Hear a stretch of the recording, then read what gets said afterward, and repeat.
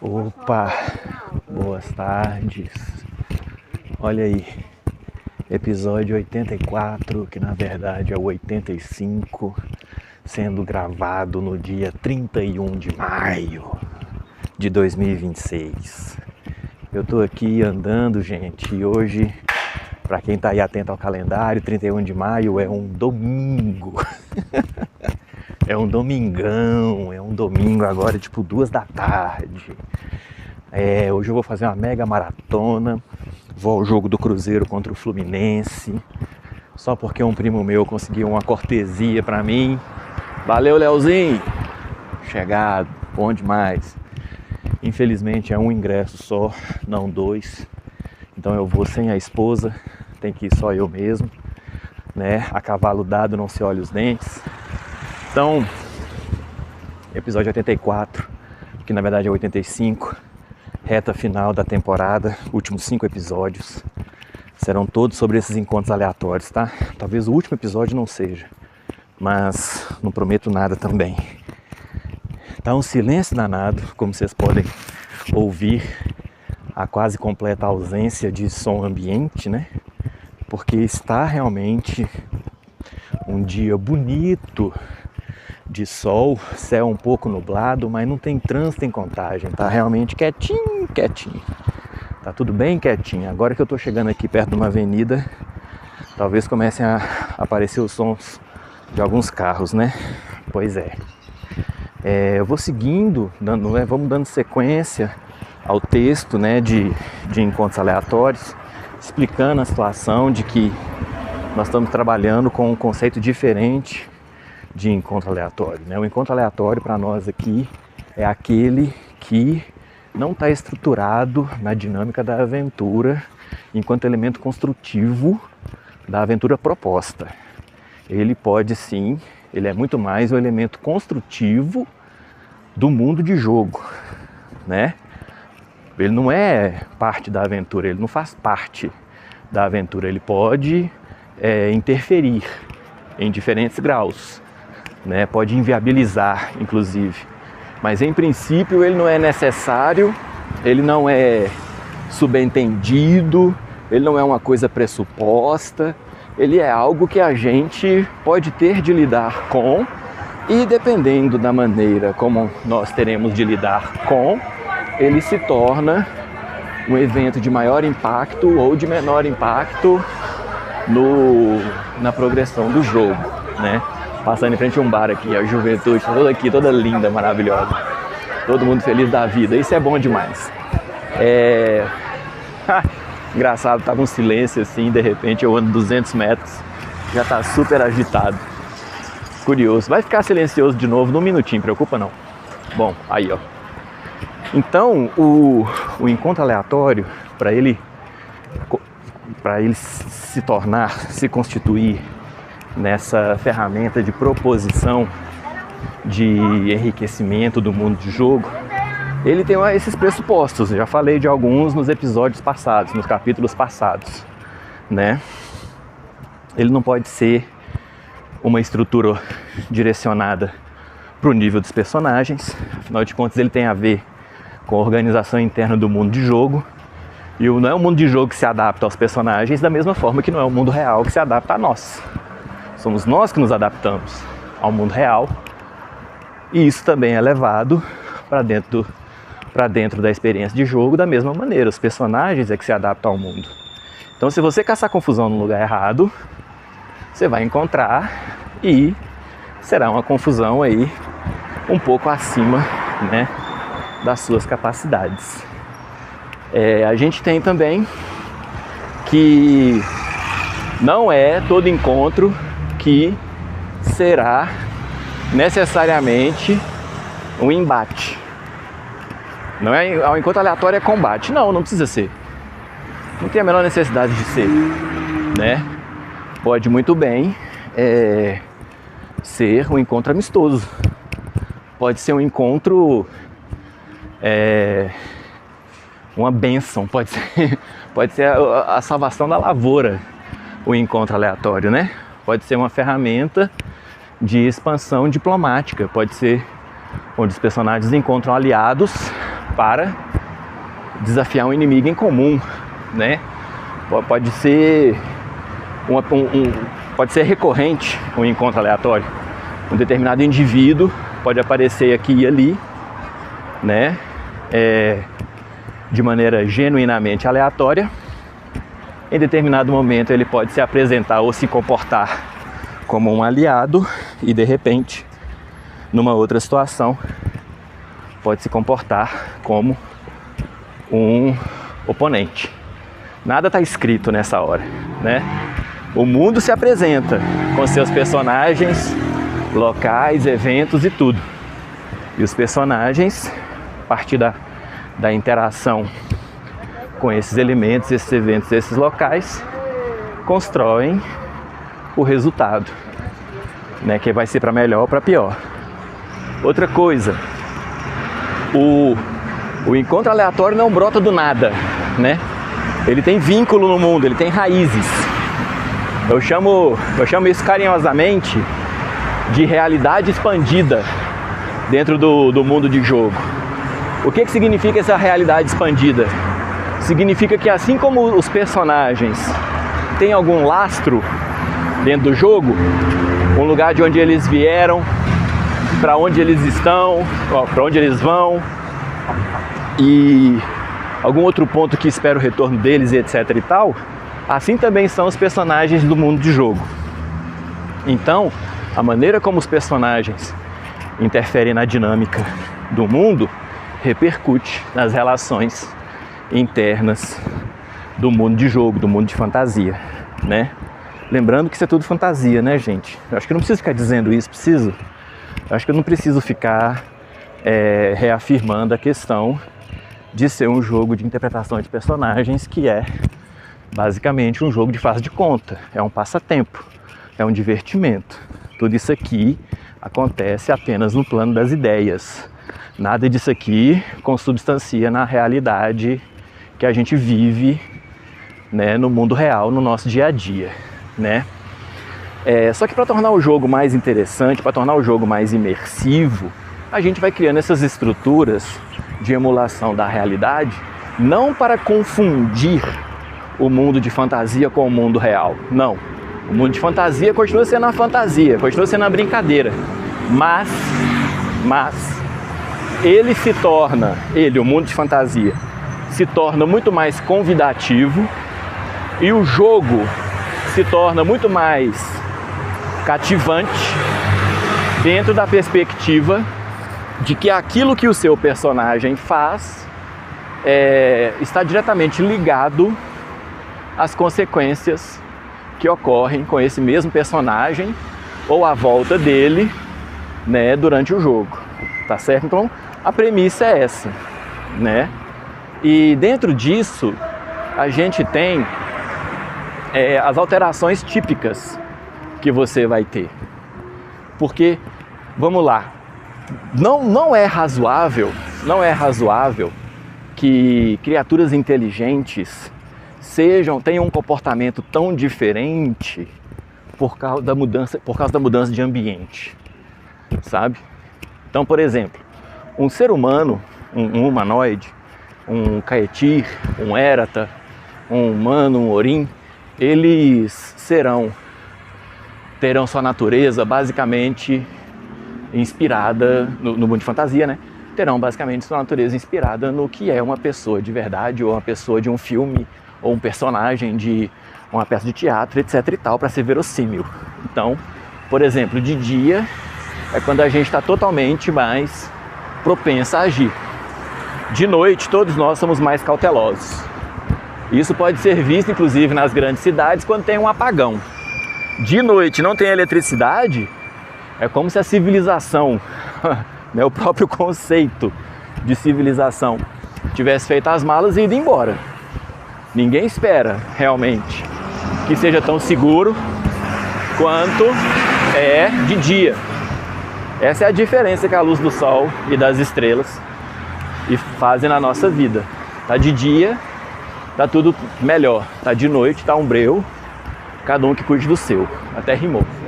Então, no mundo de fantasia também, você tem essa mesma realidade.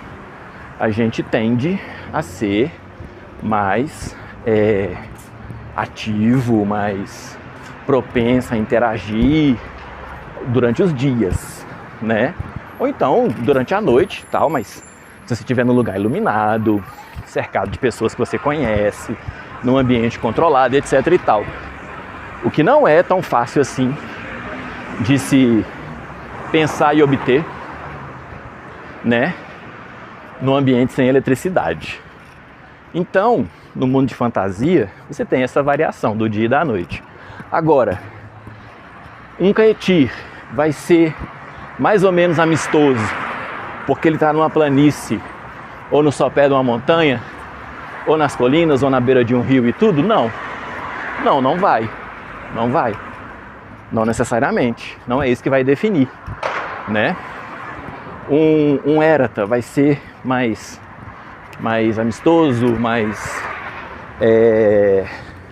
diplomático, ou menos diplomático, mais agressivo, porque está num subterrâneo, ou porque está num pântano, ou porque está num avião voador, num tapete voador. Não vai, não necessariamente. É claro que circunstâncias podem levar a isso, sim. Então, assim, não existe causa plausível para que se reorganize a tabela de reação, vamos chamar assim, a tabela de reação de humanoides por causa do ambiente em si. A circunstância, sim. A circunstância, sim. E nesse episódio eu vou falar a respeito dessa coisa da tabela de reação, porque ela não faz sentido, né? Não para criaturas inteligentes. E eu vou dizer por quê. Criaturas inteligentes estão no mundo com um propósito. Se você tem um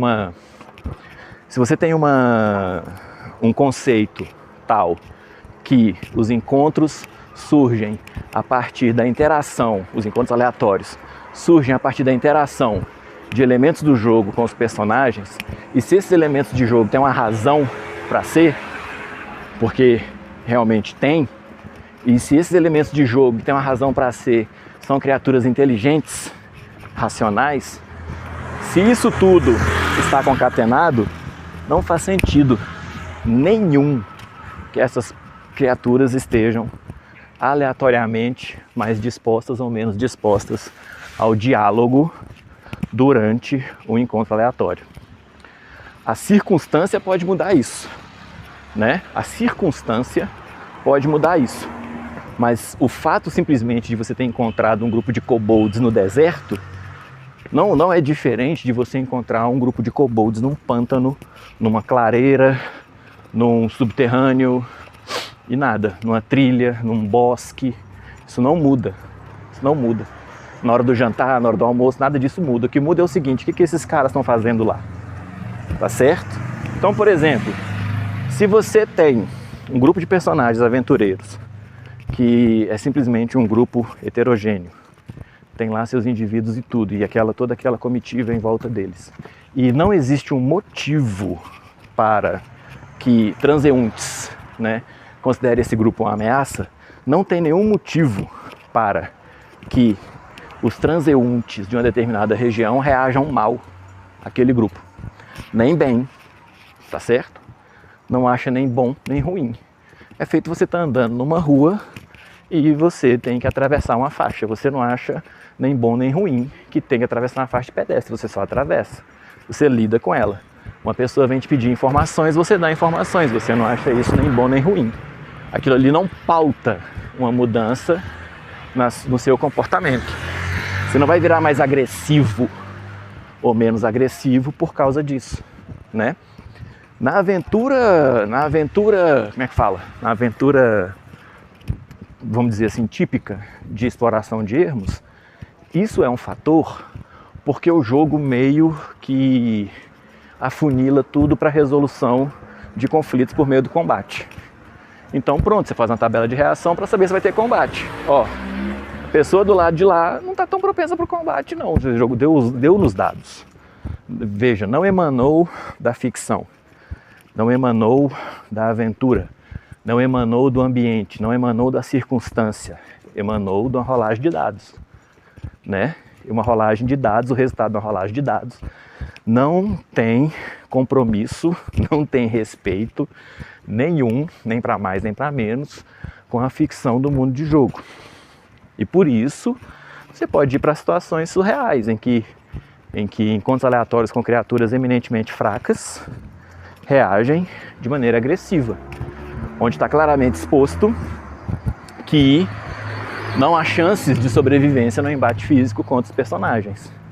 Daí o sistema diz que tem que rolar, o mestre rola, de repente tem um combate, que na verdade é só um momento no qual os personagens e seus aliados, seguidores, contratados, mercenários e tudo esbofeteiam uns adversários quaisquer. Geralmente não dá nem tesoura, é irrisório, né? Pelo menos para aquele padrão daquele grupo de personagens. Então, isso acontece porque a presunção que lastreia aquele outro estilo de jogo, de exploração de ermos e tudo, é que aquele pessoal não tem razão de estar ali. Razão de ser, que eu digo. Não tem motivo. Eles são simplesmente um obstáculo que foi jogado na frente dos aventureiros. No modelo de jogo que eu estou tentando estruturar, isso não faz o menor sentido. Não faz o menor sentido. Então, se o grupo de personagens encontra uma caravana de agricultores, por exemplo, que fizeram a colheita do ano e estão indo entregar a sua parte em impostos e negociar uma outra parte da carga, esses caras não tem por que achar melhor nem pior com os aventureiros, não tem por que eles terem medo. Se eles tiverem colhido uma safra recorde e estiverem super felizes, talvez eles reajam aos personagens de maneira bem amistosa, bem convidativa, inclusive. Pode acontecer, né? Mas foi a circunstância que deu isso aos personagens. Se eles tiverem uma situação na qual eles perderam muito de sua colheita, eles podem reagir de maneira mais funesta, eles podem reagir de maneira até mais agressiva, ressentida, mas não porque os personagens são quem são, ou porque esses agricultores e tudo sejam quem eles são, mas sim por causa das circunstâncias em que as coisas estão acontecendo. Percebe? Então você ter uma motivação aleatória para uma jogada de dados, para implicar numa aleatoriedade a respeito da maneira com a qual indivíduos inteligentes reagem a indivíduos inteligentes, se você for jogar isso no lance de dados, o que você tem é que você está criando uma incongruência dentro do jogo. Em princípio, todo encontro é amistoso. Se você está perambulando e o mundo de jogo tem uma proporção razoável de indivíduos de todos os povos que perambulam, não há razão para que as criaturas, os grupos, as diferentes comitivas, viajantes solitários, ou o que quer que seja, reajam de maneira inamistosa. Se assim fosse, seria um massacre atrás do outro. Seria uma matança atrás da outra. Ninguém progride num mundo assim, não tem jeito. Então, em princípio, todas as interlocuções são amistosas, ou no mínimo neutras, né? Não é que todo mundo senta e está apto a dividir o pouco que tem, não é disso que eu estou falando, né? Todo mundo é amigo, não, mas ninguém é inimigo. Você não precisa ser amigo de ninguém, você só precisa não ser o inimigo. E em princípio, ninguém é o inimigo. Não existe, sabe? Olha o tamanho desse passo. Em princípio, ninguém é seu inimigo. Em princípio, o elfo não é inimigo do anão. O Caetir não é inimigo do Orim. Em princípio, o Goblin não é o inimigo, né? Pô, Ex, por que eu vou jogar um jogo desse? Você vai jogar esse jogo porque você tem um personagem que você escolheu interpretar, cujas aspirações vão para além de matar o próximo Goblin. Se o que você quer é um personagem que vai simplesmente encontrar e matar o próximo Goblin, eu te sugiro duas coisas. Ou você vai jogar outra coisa, ou você vai jogar isso aqui bem modificado. Porque se você for jogar do jeito que eu escrevi, você vai se frustrar. Se você está procurando essa experiência, não é no sistema tal e qual eu escrevi que você vai encontrar. E eu vou achar ruim de você modificar o jogo que eu escrevi? Não. Mas eu me sinto meio que obrigado a dizer que talvez, se você tivesse procurado um pouco mais, você encontraria outros jogos que te dariam exatamente o que você está procurando, sem ter que escrever, sem ter que tirar nem pôr, sabe? Então é mais sobre isso, né? Então assim, que é isso, cara? Você tá jogando fora? Você tá dizendo para as pessoas irem jogar outra coisa? Não tô dizendo para ninguém jogar nada. Esse aqui é o ponto. Eu tô dizendo que você não vai encontrar determinadas coisas dentro da minha proposta de jogo. E não é que é impossível realizar as modificações e adaptações. Não estou dizendo isso. Estou dizendo que talvez o que você está procurando está escrito, pronto e adequado em algum outro lugar. Agora também, virando o outro lado da moeda, né? Se o que você está procurando está no meu sistema de jogo, está no produto que eu estou propondo aqui, muito provavelmente vai ser bem melhor você aprender aqui o meu do que ir lá modificar o outro para poder acrescentar ou tirar, ou sei lá o que você teria de fazer para poder satisfazer aí a sua curiosidade, a sua demanda, etc e tal. Tá entendendo? Então, em princípio, nenhuma criatura inteligente é seu adversário, é seu inimigo. Adversário pode ser. Em princípio, ninguém é seu inimigo. Não tem uma sentença de morte escrita na testa de criatura inteligente alguma. Tá certo? Isso é uma mudança bem grande se a gente olhar a construção de personagens ao longo dos sistemas clássicos de fantasia medieval. Isso é um passo, assim, um divisor de águas, se você olhar bem, né? Porque sim, as pessoas jogam regras nas quais sim, elas entram com os personagens em situações em que sim, elas estão lá para demolir as criaturas que aparecem no meio do caminho. É um safari na qual tudo é um alvo, né? A proposta de jogo aqui não é essa. Você pode mudar e adaptar para isso? Claro que pode. Você pode ter um cenário, não precisa nem adaptar a regra, você pode adaptar o contexto. Você pode ter um contexto no qual tem de um lado estão os humanos, do outro lado estão os orcs, né? E eles estão lutando pela dominação de um determinado território. E aí você tem que, não é só uma disputa militar, é uma disputa dos povos mesmo. Você pode ter uma discriminação total de humanos contra orcs, orcs contra humanos. Eles simplesmente não se dão e a situação está posta. Isso pode. Não é impossível, né? Já foi feito várias vezes, né? Dá para fazer tranquilamente. Eu acho que eu vou perder o metrô. Acho que ele acabou de chegar e eu vou perder. Só que esse não é digamos assim, o foco, o objetivo da gente aqui, né? E a maquininha não está enxergando dinheiro. Enxergou. Vamos lá. Vamos enxergar mais, isso. Então, em princípio, contra criaturas inteligentes, o que os personagens fazem é interagir de maneira inteligente. O que os personagens fazem é construir uma relação, que pode ser até de rusgas, pode ser até ruim, pode ser até controversa, pode ser até complicada, mas não é necessariamente um conflito armado até a morte. Tá entendendo?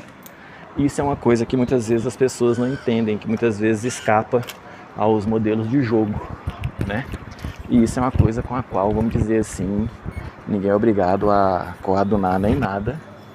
E é uma coisa que às vezes torna proibitivo mesmo a criação de um jogo com uma narrativa mais propositiva, mais madura, mais coerente, né? Mais alinhada com o desenvolvimento de uma história, de uma saga, de um conjunto de ações e reações dentro de um Não, foi só eu entrar, ações e reações, dentro de um jogo mais dinâmico e mais vinculado a repercussões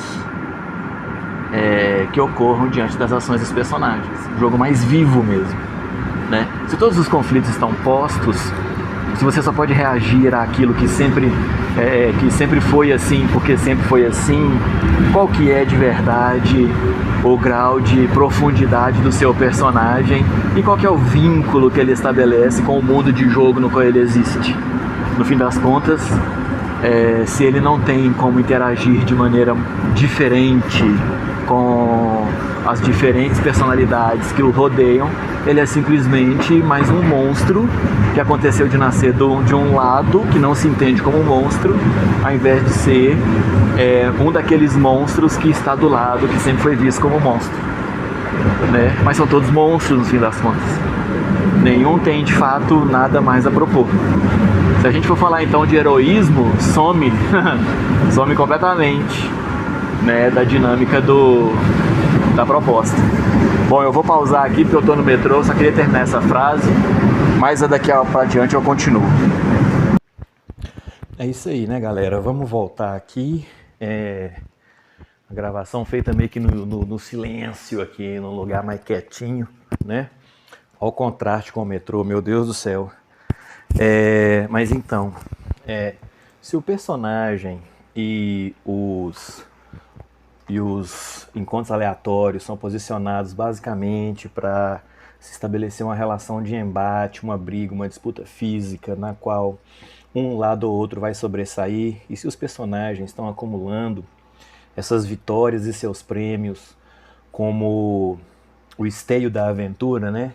De encontro aleatório em encontro aleatório que a aventura progride, então, na verdade, fica muito pouco para separar os personagens dos monstros, né? E aí fica uma coisa meio pobre nesse sentido, né? Você não vai concatenar uma trilha de sucesso dessa forma. Se o progresso do personagem é medido unicamente ou quase que exclusivamente a partir do grau de sucesso que ele tem quando confrontado com esses inimigos, vamos chamar assim, né, adversários, inimigos que vamos dizer assim, já nascem inimigos, já surgem no jogo como inimigos, então você gera um estilo de jogo. E esse estilo de jogo, por sua natureza, não vai te permitir elaborar arcos tão satisfatórios assim de narrativa e de progressão dentro do cenário. Por quê? Porque o cenário é basicamente o inimigo nessa situação. E num estilo de jogo onde o cenário não é o inimigo, nem é o amigo, né? Ele é meio que neutro, vamos chamar assim. Neutro, até não diria, ele é isento. Ele é quase que indiferente, né? O que se tem é que as criaturas inteligentes tendem a ser amistosas, porque compensa, porque o progresso advém, né, da amistosidade, não da animosidade. Então, uma alternativa, uma condição, vamos dizer assim, é aquela na qual os personagens entendem que seus povos, respectivos povos, não são inimigos por natureza. Você não é, de fato, o problema a ser resolvido. O seu personagem não é o problema a ser resolvido. Seu personagem é mais um personagem dentro de um conjunto de indivíduos que, coincidência ou não, são os humanos do cenário, são os Caetir do cenário, são os Orins do cenário, são os Ératas, os Goblins, os ogros, os kobolds, os orcs, os quem quer que seja. A variedade em si, nessa perspectiva que eu estou apresentando, ela é uma riqueza do cenário. Ela é um diferencial mais que positivo do cenário. Tá certo? Então, nesse sentido, os encontros aleatórios, eles são todos possibilidades de ganho dos personagens perante o mundo. É igual a gente na vida. A gente vai para uma festa, daqui a pouco eu tô indo pro Mineirão ver o jogo do Cruzeiro. A gente vai interagir com outras pessoas e a gente adota uma perspectiva positiva. Você não vai, ninguém vai para uma rave pensando que vai encontrar um problema. Você vai lá para engrandecer sua existência. Você vai lá para conversar. Você vai lá. Nossa, será que eu comparei um jogo de futebol com uma rave? Não, não foi isso que eu fiz. Não conscientemente. Eu não estou indo para uma rave. Eu estou indo para um jogo de futebol. E eu só tô indo porque meu primo me arrumou a cortesia. Acho que eu já comentei já, né? Pois é. Mas você não vai para um jogo de futebol pra briga. Eu sei, tem gente que vai. Eu sei, tem gente que vai sim. Tem gente que sai de casa para poder estabelecer um conflito ou participar de um conflito pré-estabelecido. E eu tenho cá minhas opiniões a respeito disso, não vou falar muito a respeito disso. E tem gente que sai para provocar arruaça mesmo com quem não está nem interessado numa briga. Existem várias e várias pessoas, né? No mundo de jogo, o personagem aventureiro, ele não quer de fato o conflito, ele não busca o conflito. Muitas vezes o conflito se apresenta e ele tem de lidar com o conflito da maneira que ele tiver de lidar com o conflito, da melhor maneira que ele souber, na melhor condição de suas habilidades e de suas ferramentas, vamos dizer assim. Então, para essas situações, ok, tudo bem, vai ter, né? Existem as regras, tem a situação toda. Mas para a maioria das vezes, não é por aí.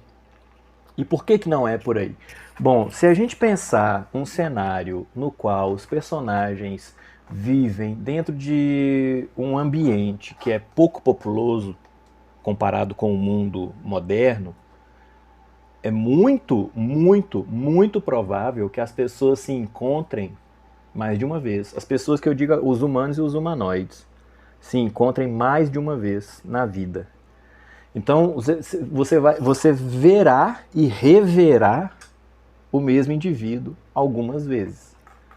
E nesse sentido, você também verá e reverá os mesmos grupos de indivíduos mais de uma vez. Você participará de uma maneira ou de outra dos eventos que acontecerem a eles, com eles e etc e tal. De maneira que haverá sempre um vínculo. Pensa só, gente, o mundo real, hoje, se eu não me engano, ele tem coisa de 8 bilhões, 9 bilhões de pessoas, não é isso? É a nossa conta atual. Só que essa expansão populacional, ela aconteceu basicamente no século XX. As coisas não eram assim. Então, por exemplo, na época, vamos chamar 100 anos atrás, 120 anos atrás, no ano 1900, se eu não me engano, a estimativa é de que o mundo tinha uma população de 1 bilhão de pessoas. 1 bilhão de pessoas. Então, quer dizer, no meio disso, nós multiplicamos, arredondando aí por 10, né? Porque a população não era de fato 1 bilhão, ela era um pouco menor. Então hoje são 8 bilhões. Então se era, vamos dizer, 800 milhões no final do século XIX para o começo do século XX, né? Agora não, agora a gente tem tantas e tantas e tantas e tantas pessoas. Isso mostra a disparidade do mundo de antigamente e antigamente tipo 100 anos atrás, não é nem o mundo medieval, é o mundo de 100 anos atrás, cara a cara com o mundo de hoje. Imagina o mundo medieval, que a população é muito, muito, muito menor. O que vai acontecer? Os povos vão interagir entre si. As pessoas vão aparecer nas rotinas umas das outras. Isso vai acontecer. Isso não é questão de si, isso é questão de quando e de quanto. Então, quando um indivíduo provoca um prejuízo dessa natureza dentro da sociedade, no fim das contas ele está prejudicando a si mesmo. Então, assim, olha, isso eu já li um bocado a respeito dessas coisas, tá? Os conflitos armados, as guerras, cara. Tem pesquisa que mostra como que os soldados, durante a Primeira Guerra Mundial, não matavam seus adversários. Inclusive, hesitavam, assim, ó. Tipo, pô, esse cara é meu vizinho, esse cara é aqui do lado do meu país, né? Eu como doce de leite da região lá de onde ele morava, que tinha as fazendas e tudo. Então as pessoas têm um vínculo, sabe? E aí não é que não havia conflito, sempre houve. Se você for olhar a Europa, se você for olhar as Américas, se você for olhar a Ásia, a África, a Oceania, a Antártida, sempre teve conflito. Mas a questão de você matar não era assim tão tácita. Tá indo pra morte. Não, não é assim. E a guerra nem é bonita, existem situações e situações.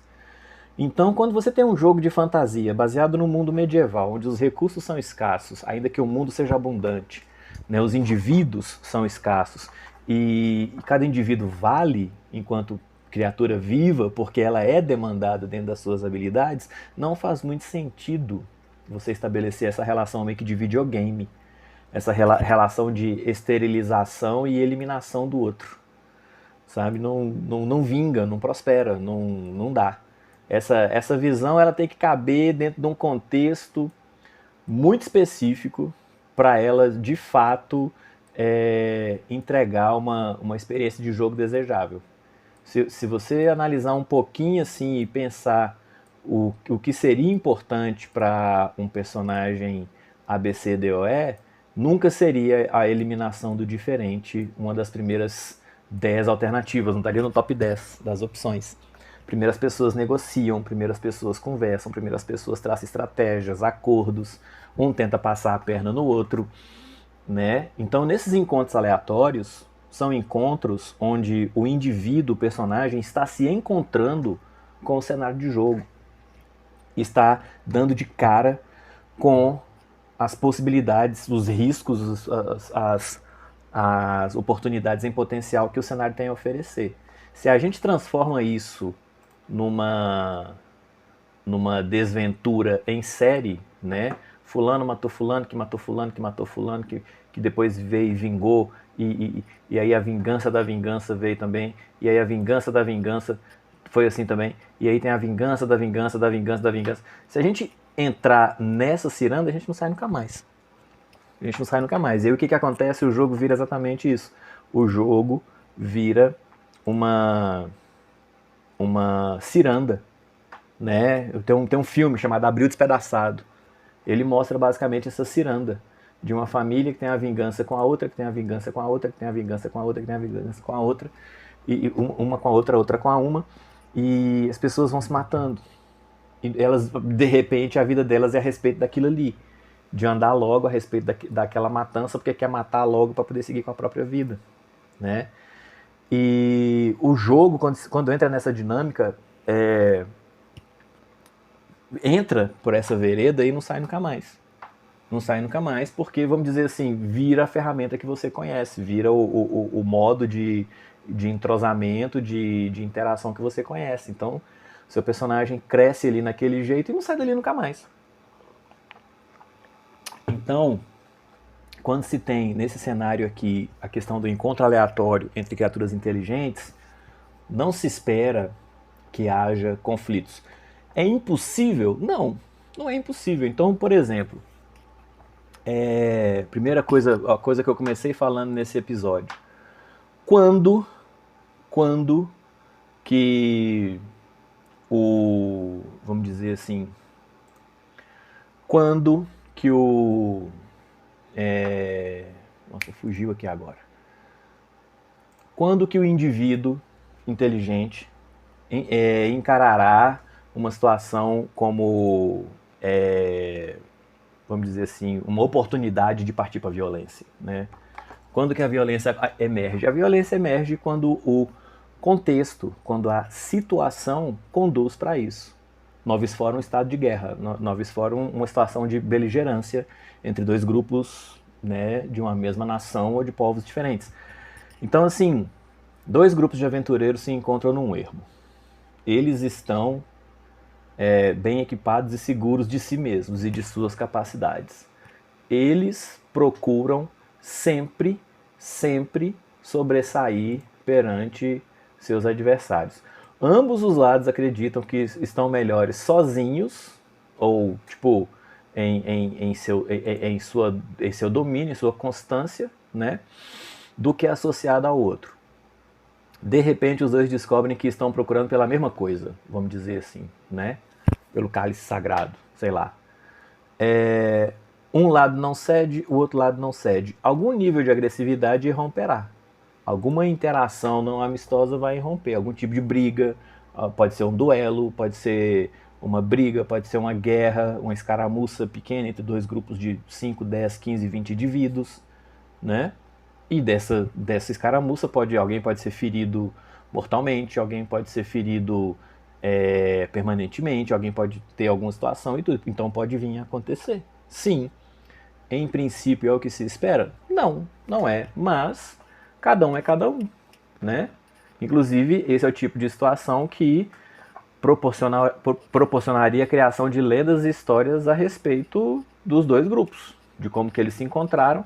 Tipo, se encontraram na taverna, os dois queriam celebrar, o taverneiro só tinha vaga para um grupo, não tinha vaga para os 20, vamos dizer assim, indivíduos, tinha vaga só para 10. Eles tentam negociar, não chegam num comum acordo, brigam, acabam incendiando a taverna, todo mundo perde, muita gente fica ferida, vira até um caos, vira até uma história. Mas em princípio não precisava ser assim. As circunstâncias muitas vezes conduzem para isso, mas não necessariamente, né? Isso é no meu modo de ver, um aspecto de interesse e de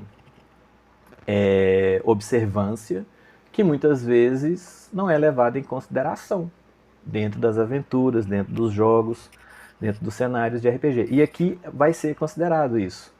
Vai ser considerada a circunstância na qual seu personagem está.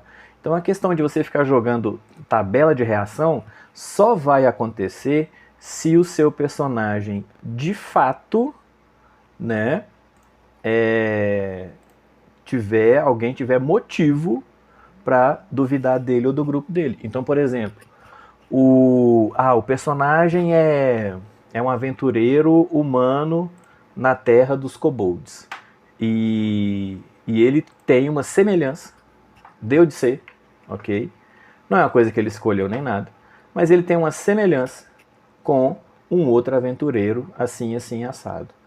Essa semelhança pode fazer com que os kobolds e esse aventureiro, essa pessoa que tem essa aparência assim e tal, ela é mal vista por causa de uma situação que ela provocou. Ok, essa situação pode levar o personagem a situações embaraçosas que está sendo confundido com outro logo de cara, né? Vamos dizer assim.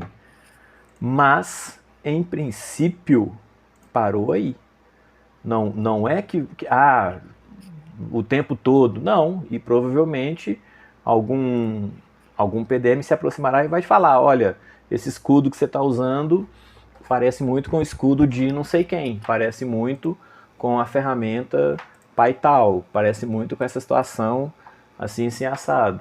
Ou então um personagem encontra um equipamento que compra esse equipamento usado, né? Um escudo muito bom que ele encontra num preço super acessível. Não, estou indo na masmorra. Ou então, não, vou para um combate, preciso de uma ferramenta boa para o combate. E esse escudo tá uma bagatela, então é ele que eu vou comprar. E vamos que vamos. Ele compra o escudo por um quarto, um quinto do valor que seria o valor de mercado. Daí a pouco ele vai para a Terra dos Elfos e aí de repente os Caetir, de repente lá ele descobre que aquele escudo pertencia a um guerreiro Caetir lendário, né, milenar, um cara que viveu 2000 anos atrás, morreu na determinada guerra, que eu não vou comentar muito agora, e esse escudo foi roubado quando a tumba dele foi saqueada 200 anos atrás, e tinha muito tempo que ninguém via esse escudo dentro de Lenorandil, né, que é um principado dos Caetir, na vizinhança com os humanos. E aí ele tá lá e as pessoas estão olhando para ele, tipo, todos os elfos querem arrancar o escudo do braço da pessoa à força, só que não se pode fazer isso, né? E aí de repente ele vai ser chamado para duelar, até a morte, por exemplo, né? Por pessoas que querem sim eliminar aquilo e recuperar aquele item e devolvê-lo. E aí de repente, dada essa circunstância, esse personagem vai ser visto como um oponente a ser derrubado.